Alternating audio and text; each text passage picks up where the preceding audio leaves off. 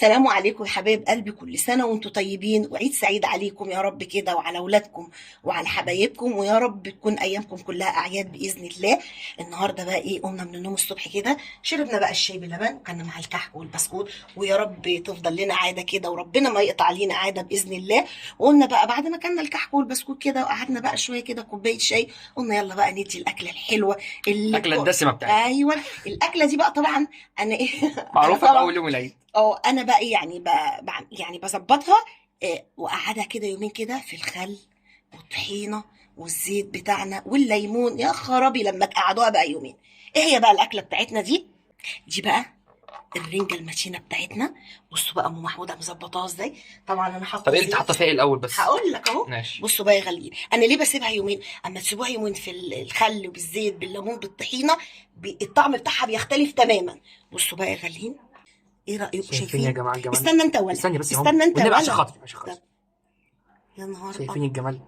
اه يا مم. نهار ابيض، ده كلها.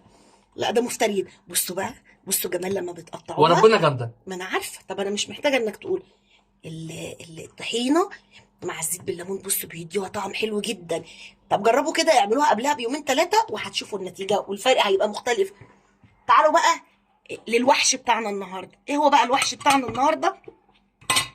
وده بقى الوحش الكبير، الفسيخ. بصوا ما شاء الله حاطينه بقى كده جزل كده، حاطين الزيت برده والليمون والخل والطحينه ومدينه. بصوا بقى الجمال، انا بقى باكل من الطحينه دي بتدوب فيها. اكتر والله العظيم اكتر من الفسيخ نفسه. بس صدقوني، بس لما تنقعوه كده يومين ثلاثه بيبقى الطعم بتاعه خرافه. عاملين بقى ايه معاه؟ عاملين بطاطس محمره، وانا مقطعه كده طماطم، وكمان عندي هنا خيار. حتى بقى البطاطس، وعندي كمان هنا فلفل. هنبدا بقى نطلع الفسيخ بتاعنا ونغرفه عشان ما حدش ياكل حق التاني. كمان كلها عارفه في طبق. ايوه كمان عارفه النصبايه بتاعت اول يوم العيد دي، فانا هقسمها علينا كل واحد بما يرضي الله. كل واحد ياخد طبقه، حتتين الفسيخ بتوعه، وكمان بقى الرنجه الحلوه كده والخليط الحلو ده بقى انا بحط لوحده كده وباكل منه. ما تيجوا تاكلوا معانا. يلا بقى نسمي بسم الله كده ونطلع بقى ايه الفسيخ بتاعنا المعتبر ده. دي كام حتة؟ انت مالك؟ انا عيني ميزان، انا بعرف اوزن وبعرف ماشي. اظبط دنيتي، وكل واحد هياخد بما يرضي الله. انا بظبط اهو، كل واحد حتتين. استنوا ما شاء الله الحته، استنى يا دي يا محمد، ما شاء الله. ايه رايك؟ حلو قوي كده. هاخد طبق واطلع أجيبه تعالى في بقى كده، الشارع. تعالى كده بقى، تعالى كده. والخليط بتاعه اهو اهو. ايه رايك؟ حلو كده. ونحط الرنجه لوحدها. ماشي. اتفقنا. حطينا بقى كده الفسيخ، ندي بقى رشه الشطه البسيطه دي كده، بس حلو قوي كده، بسيط بس كده. يا خرابي على الجميل. بس حلو والطحينة دي قوي بقى، كده. عايز الطحينة بتاعتي دي. الطحينه كمان مش عاده يعني، انت بتاكل اللي الشطه بس، كفايه قوي كده. تعالى بقى نحط الرنجه بتاعتنا. إيه يا ماما الجمدان ده؟ ماشي. ميرسي. حاضر بقى الرنجة. يلا نسمي بسم الله ونبدا بقى نطلع الرنجه. بسم الله الرحمن الرحيم. طبعا ده احنا بنعمل مشاكل عليه، ده البطروخ. اتفقنا كده صح كده ولا انا ده غلطان؟ بنعمل مشاكل عليه. ايوه بنعمل مشاكل. هما هنا على فكره من هواة اكل الفسيخ، بس انا بصراحه بحب الرنجة اكتر. نحط كده بقى الرنجة. بصوا ما شاء الله الرنجة جميله ازاي، وبالذات بقى لما بنحط عليها الطحينه دي ونطلع. جميلة. استنى اما نطلع شويه البطروخ.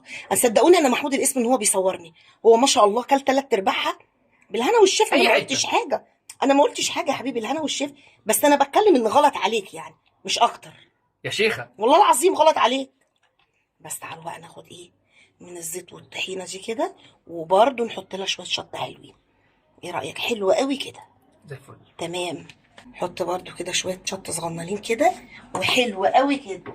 يلا بينا جري على الترابيزه ناكل، عشان انا هما مش مديني فرصه. الواد اللي جنبي ده وقف تصوير عشان انت بتاكل 3/4 الحاجه. ظبطنا كده بقى الغدوه بتاعتنا. اتفضلوا معانا، وبتمنى يا رب ان هي تعجبكم، وكل سنه وانتم طيبين وعيد سعيد عليكم يا رب وعلى حبايبكم.